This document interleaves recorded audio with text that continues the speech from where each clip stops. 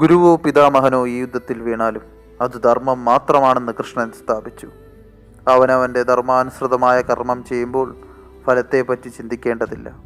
ജനിച്ചവർക്കെല്ലാം ഉണ്ട് മരണം, മരിച്ചവർക്കൊക്കെ ജനനവും. കൊല്ലുന്നവനെന്നും മരിക്കുന്നവനെന്നും പറയുന്നതിൽ അർത്ഥമൊന്നുമില്ല. നശിക്കാതെ നിൽക്കുന്നുണ്ട് ആത്മാവ്. ആത്മാവ് മനുഷ്യർ വസ്ത്രങ്ങൾ മാറുന്നത് പോലെ ജീർണദേഹങ്ങൾ മാറ്റുമ്പോൾ വ്യാകുലപ്പെടേണ്ടതില്ല എന്ന് കൃഷ്ണൻ പറഞ്ഞു. ഇടം ചക്രം കാത്തിരുന്ന യുദ്ധാമന്യു എല്ലാം കേട്ടുനിന്നതാണ്. ആ യുവാവ് ആരാധനയോടെ പറഞ്ഞു. കൃഷ്ണൻ വളരെ നേരം ഉപദേശിച്ചു. എല്ലാം വലിയ തത്വങ്ങൾ. പലതും എനിക്ക് മനസ്സിലായില്ല. ദേഹിയുടെ വസ്ത്രം മാറ്റലാണ് മരണം.